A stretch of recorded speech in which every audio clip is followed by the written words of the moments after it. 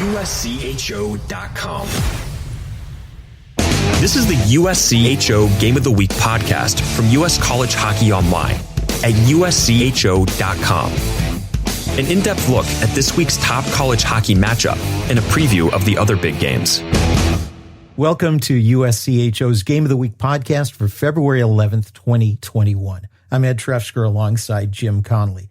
The best game of the week is number 7 Wisconsin, possibly the hottest team in the country. They head into number 8 Michigan.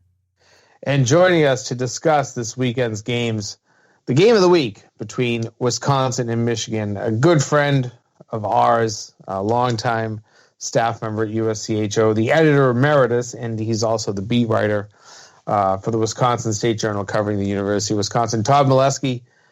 Todd, you're covering one of the hottest teams in the country right now. What is going right for these Wisconsin Badgers? Well, I mean, Cole Caulfield's going right. Dylan Holloway's going right. They've got a couple of good goaltenders that are in a good rotation. And their power play is at over 50% in the last 2 weeks. So you start with that, I guess. And everything else is gravy to some respect, because I think you look at what Holloway has done in, I think, 7 games, 20 points. That's a good season for a lot of players, and he's done it in 7 games. Caulfield is right there, I think, with 18, and he's got a goal streak of 8 or 9 games. It's just you put it all together. I mean, and they're not even on the same line. That's the other thing that kind of fascinates me, is that they're doing that. Yeah, they're on the same power play, and that's clicking, but they're doing it from different lines, the first line and the second line. So if you think of it from an opposing team, who do we shut down? Okay, don't give them penalties. Don't take penalties to give them power plays. That's a granted. But then who do you put your best line against? Is it Caulfield's line with Ty Pelton-Weiss and Linus Weissbach? Or is it Holloway's line with Brock Caulfield and Roman Ashan? 2 different kind of groups to try and chase down, and teams have had a hard time with it in the last couple of weeks. Todd, you mentioned the last 2 weekends, 22-3, if my math is correct, in terms of goals scored. And as much as it's nice to talk about Caulfield and other great offensive players, the defense is a big part of this. And suddenly, Wisconsin has entered into a rotation in goal, not starting the same goaltender game after game, throwing a rookie in there who has performed more than admirably in Cameron Rowe. What are we understanding and learning about this back end of Wisconsin that might be just as impressive as the front end? Well, you got to remember going into the season that this was probably the biggest question mark for the team, because if you look at the last few years, near the bottom of the country in save percentage, team save percentage for the last 4 or 5 years, not what you'd come to expect out of a Wisconsin team, but they'd really struggled to find someone who could get above a 900 save percentage. They hadn't done it. And so now you come in, it's a completely different crew. Robbie Beydoun comes in as a grad transfer from Michigan Tech. So he's got 1 year, and well, I guess maybe 2 if depending on what happens with eligibility going into next year. And you've got a freshman, Cameron Rowe, out of the USHL, and before that from the national team program. And you wonder going into the season, well, how is this going to play out? Is it just going to be another continuation of kind of marginal goaltending at best? But really, from the start of the season, it's been completely different. Beydoun started most of the first half. He started with a shutout at Notre Dame in his first game, and it took him a while to get Cameron Rowe in. But when he did, they saw that he was doing just as well. So in the last couple of weeks, really going back to after the break, Tony Granato wanted to get both of them in the same weekend, but he just didn't do it, because what ended up happening is the Friday night, or the first game, whoever was playing did so well that he felt like he had to go back with them the next game. Well, a couple of weeks ago, he decided, look, I'm just going to set a rotation, and force myself to stay with it, not leave it up to what happens in the first game. So Beydoun went the first night, Rowe went the second night. And that's, in the last 2 weeks, 3 goals total given up in those 4 games. So it reminds me of it can be done. It's a question of, sometimes if you've got two goalies, do you really have a number one, and who do you rely on? But it can be done. We've seen Denver do it. You mentioned before off the air that Maine did it. If it works out well, and if, who knows what happens 3 or 4 weeks down the road. But if it works out these next few weeks, why wouldn't you stay with it? And at some point you'll have to decide who plays in the biggest game of the year, right? But I don't know who that would be right now for the Badgers. You threw some names out on offense, and I'm going to read them back. Cole Caulfield, Linus Weissbach, Dylan Holloway. They have been phenomenal this year. All three of them, well above a point a game in terms of their production. Holloway only plays 12 games, 23 points. Caulfield, 20 games. He's got 33 points. And right now, as I mentioned to somebody earlier today, you want to keep up with Caulfield, you better be scoring at least a point a game, maybe 2 points a game. But when you look at these three players, all have potential to be thought of in the category for Hobie Baker. Is Wisconsin going to have to probably make a choice in terms of who they throw their support behind? I mean, this is still kind of a political race, the Hobie Baker, and I'm sure they would like to be in high consideration for that award, but will they have to kind of support one of their guys here and kind of run with that big gun? Yeah, you think that at some point that institutional decision has to be made, but I wonder to some extent how much that matters anymore. I mean, years ago, that was something where whoever the team pushed was, you'd get promotional materials, you'd have, teams sending out highlights to make sure voters and coaches knew that, this is who our guy is, this is who you should be considering. It's a lot different now. People see things on Twitter and on TV, a lot more games on TV. And especially Big Ten games kind of go out through when they're on Big Ten Network, go out nationally. I think it's a little bit different now where you can have multiple guys from one team kind of, in the mix for when coaches are going to knock it down to the last 10. And maybe at that point, then you have to say, well, if you've got two guys in the top 10, do you let them just fight over it, or are you going to push one? I would tend to think that they will, as a team, they might stay out of it and just say, hey, let's let them speak for themselves. Let's let their work, their body of work, be what decides this in their favor. Now, that might end up meaning that you don't get as many votes for one of them if they get split between the two of them. But that's probably in the end a good problem to have, because it means their team's probably going pretty well at that point of the season. May not be the greatest thing for an individual award, but it does mean a lot team-wise. Talking about Caulfield and the Hobie, I think you can draw a little bit of a comparison to 2014, Johnny Gaudreau's junior year with Boston College. His last season there, last half of the season, it seemed like he could do whatever he wanted anywhere on the ice, could score anywhere, skate anywhere, and then also had that huge joy upon scoring or finding a teammate and assisting on a goal. Is it a fair comparison to look at Caulfield as being that far above almost everybody else in college hockey, the way Gaudreau was back then? I think there's elements of that. Gaudreau is a name that you hesitate to compare anyone to, right? But I do see what you're saying there with that joy element. And if you get to see Cole Caulfield play and score a goal on TV, the camera's right in on him, you can see the smile on his face. You can see he enjoys what's going on right now. And that's a little bit what we saw in Gaudreau too, in that 2014 run too. You're right about that. It does kind of make me wonder, however, what we're seeing these last couple of weeks with the Badgers is this sustainable? I mean, scoring all these goals, scoring 12 goals on the road in 2 games, is that sustainable? Is this something that we're going to be able to say, wow, that was just the start of it? Or is this, maybe the high end of where they're at, and maybe, there's a little bit less expectation from here? I'm interested to see where that goes in the next few weekends. Obviously, the big test of that this weekend with going to Michigan for a second straight rivalry road series and having to deal with all the talent that Michigan has. Looking at the Big Ten, a few weeks ago, it looked like Minnesota had just run away with it for this year. Now the Badgers have eked into first place. Is this now a two-horse race, or are we going to see others vie in the last few weeks of the season?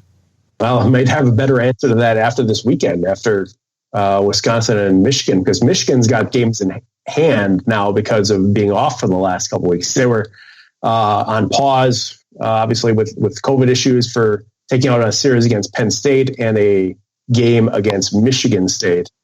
So they'll, at what we believe, they'll have to try to make those up the rest of the way. But they can get back in this by beating the Badgers twice this week. So, Minnesota's having a little bit of a down stretch, 5-5 after starting 10-0. But I do think they still have the pieces to be a team that's going to be right there at the end.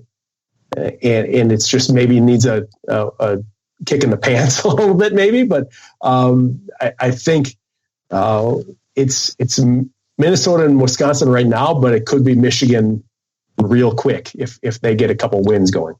And they've been a Michigan team that at times has been like Wisconsin has been the last couple of weekends, just blowing people out, and other times not being able to find the back of the net. I guess the big question, and you've seen a little bit of Michigan following the league, is this going to be a situation where they've got so much pent-up energy that they're just going to come out and really play hard, or is this going to be a situation where they've got some dust and rust to blow off? Well, I think a lot of that will have to deal with or have to do with just what their leadership is like. What have they been able to do? Maybe they haven't been able to be on the ice, but have they been able to, have video meetings, do those kind of things? Have they been able to be engaged over a couple of weeks off from, formal on ice sessions? I think that's the big question. So I would tend to think that they're going to be raring to go. They're going to be coming out, seeing Wisconsin now in first place and taking that as a challenge of, let's see how we are against the first place team. Let's show that we're going to be right in this mix this season. I tend to think that it's going to go in that direction, but you never know. Is that rust going to be too much to scrape off? This has been one of those years where we've seen it happen a bunch of different ways with teams after breaks. Sometimes it's, they're ready to go. Sometimes it's, it takes a while to get back into the game speed. And especially when you're playing a Wisconsin team, that their game speed is fast, the way they would like to play. So if they're able to get to that, maybe it takes a little while for Michigan to get back to that. Not saying that they don't have speed, but when you're not playing at that speed for a couple of weeks, maybe it does take a little bit to get there. Todd, before I let you go, let's go back to the last time these two teams played, Michigan, Wisconsin. It was a long time ago in, I guess, perspective of how long this season has felt. November 19th, 20th, Wisconsin was playing great, came off a sweep of Notre Dame, and then they kind of fell hard to Michigan, 5-2 and 2-1 in overtime. You're around this team a lot. Do you get the sense that there is some desire to get a little bit of revenge for that series? I mean, that was a series that more than put Michigan on the map this season and maybe held Wisconsin a little bit back from being thought of as a top 10 team. They're still not there. They've been really close, kind of bouncing around the 11, 12, 13, 14 range in the polls all season. But I bet these players feel like they're a top 10 team. Do they feel like this is maybe their proving ground this weekend? I think there's part of that in there. Yeah, that they felt like that weekend at or against Michigan here in Madison. So the weekend before, they had Dylan Holloway. He was here to start the season. Then he left to go be part of Canada's World Junior Camp, a long version that took a couple of months, it felt like. And so those were the first games he was gone. So the Badgers had to, re-engineer a little bit of what their lineup was looking like at that point. Power play was different on the top unit without him. That the top 6 forwards. You had to shuffle that up a little bit. And so I think the Badgers are a much different team when they have Holloway as opposed to when they don't. And so I'm interested to see how much of that carries into this weekend.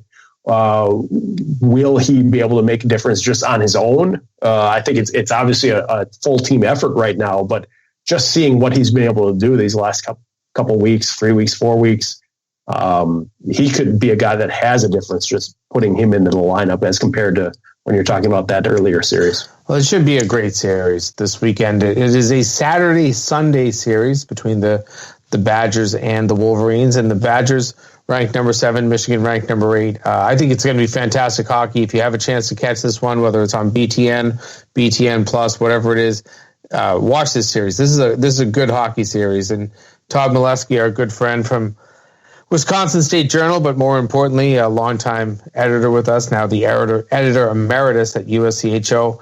Great to talk to you. Thanks for your time. Safe travels and enjoy this weekend. You're going to see some great hockey. Yeah, thanks, guys. Thanks for having me on. Good to talk to you. More of the Game of the Week podcast coming right up. This is the USCHO Game of the Week podcast from US College Hockey Online. This is the Game of the Week podcast from USCHO.com. Jim, number 7 Wisconsin at number 8 Michigan. We talked quite a bit about it with Todd Milewski. I am really looking forward to these, and I hope I can catch a bit of both of them. Wisconsin certainly is the hottest team in the country right now. Offensively, they are on a tear. And Michigan has shown the same sort of ability at times this season, too. My biggest concern here in this series is where Michigan stands, coming off a 22-day pause because of COVID-related issues and protocols. They haven't played in quite some time. Now, that happened as they were heading into a bye week. They had just had a great road sweep of Notre Dame. And I remember talking to Mel Pearson after the Saturday night game, and he was disappointed to have to take a week off because they were on a bye week. But then after that bye week, it became another weekend off, and it became another weekend off. And here we are 22 days later, finally getting back onto the ice. And it's never, to me, as much about losing games as it is losing practice time. So I don't know exactly how much time Michigan has had on the ice to practice, and if they are they practicing as a team, or are they practicing in 7 or 8 person little bubbles and trying to separate players, and that's just difficult as a coach. There's no replicating the ability to get on the ice as a team together, and that will be the one thing. Is there rust? And if there's rust for Michigan, that could play a factor considering how hot this Wisconsin offense is. When we turn to the NCHC, one game that really stands out has an unranked Denver team in for 2 at number 2 North Dakota. There'll be a smattering of fans at Ralph Engelstad Arena. This is getting to be do or die time for Denver unless they win the league if they want to get into the NCAA tournament.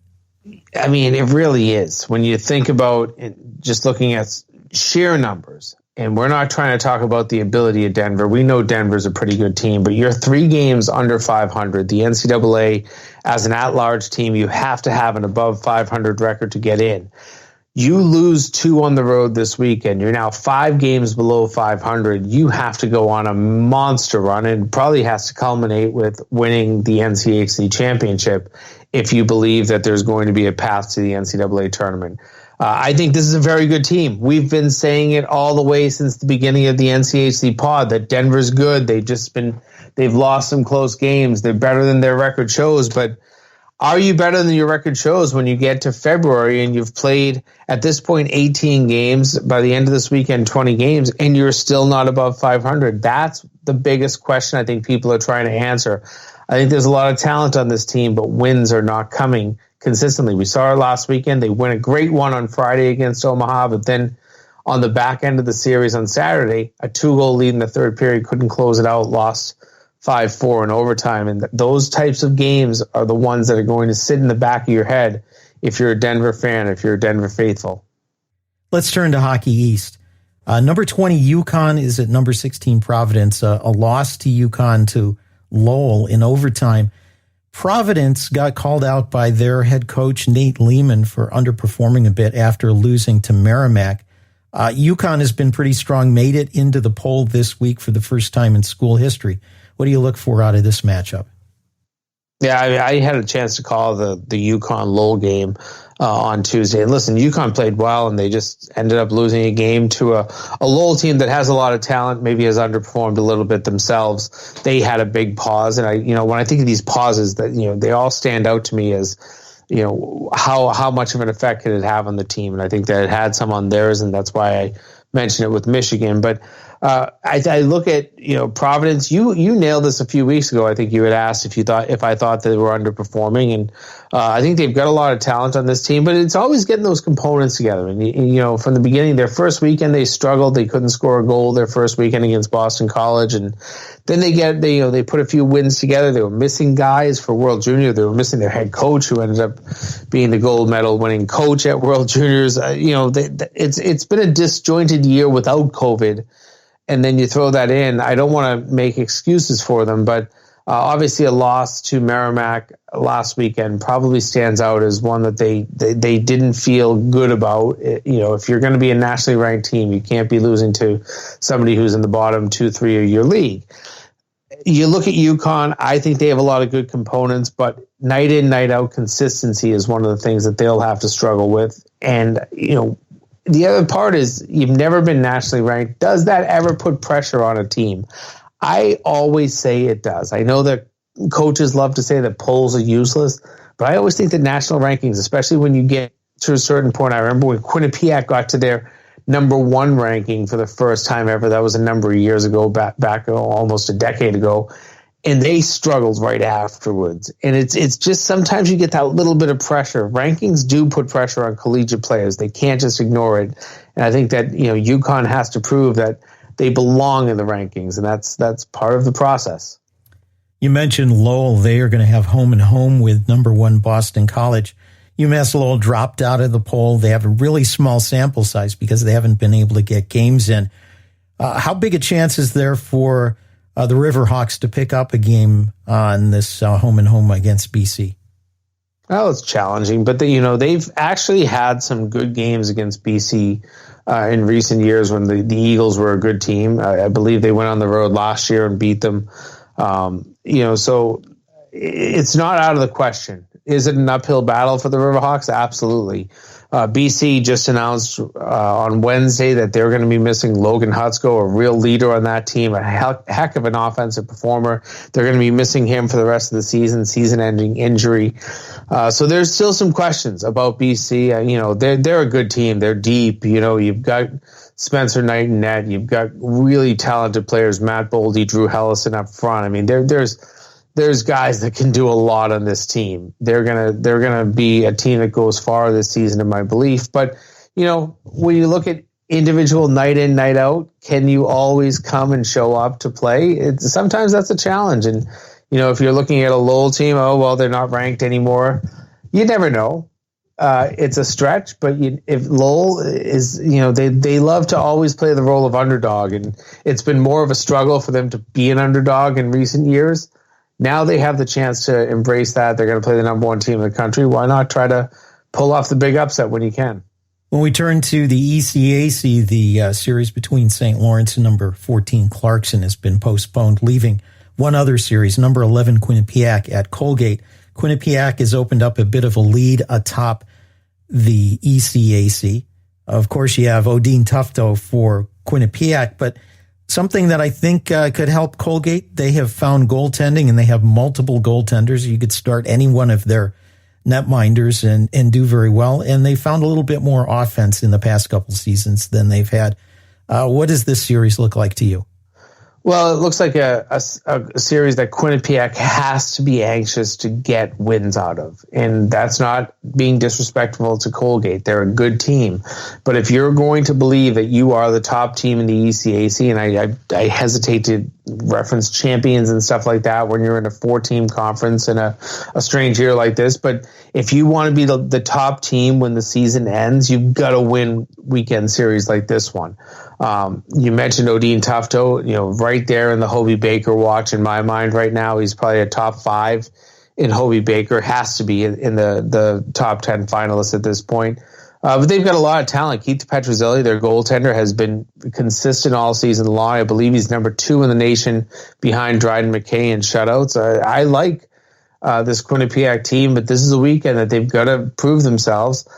As you said, there's, both Clarkson and St. Lawrence not playing. I guess there's an opportunity to put some point differential between teams. Winning percentage or percentage of points earned will maybe, stay in a different position, but I think this is a big weekend for Quinnipiac, and you've got to find a way to get your 2 wins and get out of this kind of unscathed, move up, at least feel like you're a more solid footing in the standings. One other matchup we're going to touch on here is in the WCHA, and it's number 3 Minnesota State traveling down south to Alabama Huntsville. Now, the reason for mentioning this, let me get to that in a second. You're going to say, hey, wait a second. UAH has the number 45 offense in the country, number 1 defense by a long shot, by 0.75 goals per game, if you can believe it, 1.14 goals a game, number 1 defense, Minnesota State. And that's all about Dryden McKay. Now, let me share some numbers with you. We've talked for years that no goalie is going to win the Hobie until he puts up Ryan Miller type numbers. Ryan Miller's numbers in 2000, 2001, when he won the Hobie Baker Award, 1.32 goals against, 950 save percentage, 10 shutouts across 40 games.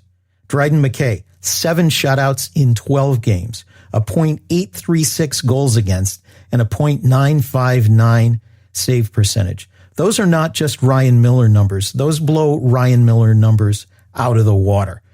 This is why we're going to watch these 2 this weekend. Can he pick up another shutout? Seems like the odds are pretty high.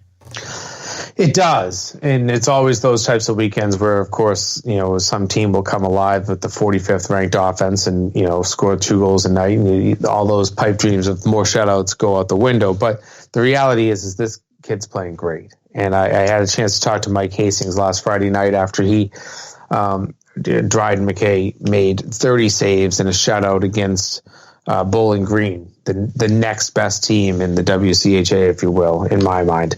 And I said, how do you find more superlatives for this kid? He is playing as well as he has. You've got to have a superlative every weekend. He said, for now on, it's just Dryden being Dryden. He just believes that every weekend he can go out and post a shutout. And he almost had a shutout on the back end of that series against Bowling Green. It was, I think, 7-8 minutes left in the game that Bowling Green finally scored their first goal of the weekend. I mean, that's how strong McKay has been. And he had great numbers last year. And I think I looked at it and said, he's never going to have better numbers than that. And he has better numbers than that. I mentioned to somebody that his goals against is 0.86, and they said, you mean his save percentage is 0.86? I said, no, his goals against, he hasn't given up a goal a game. He averages less than a goal a game, and that dumbfounds people that have watched hockey for a long time, and it dumbfounds me. These numbers are unbelievable, and I don't like to ever sew up awards. I think he's kind of put himself in a position where unless something happens dramatic, he probably has the Richter Award, but this is a Hobie Baker-like campaign. And I know we have Cole Caulfield, and I know we have Odin Tufto, and I know we have David Ferentz at Boston University. But when you're looking at sheer numbers, you will not see many goaltenders ever put up these types of numbers in the NCAA. And I hope that Dryden McKay gets very serious consideration for the Hobie Baker should this type of season continue. I agree. And with that, we'll wrap for this week. For Jim Connelly, I'm Ed Trefzger, and we'll catch you next time. This has been the USCHO Game of the Week podcast, a production of U.S. College Hockey Online. Visit uscho.com/podcasts to listen or subscribe.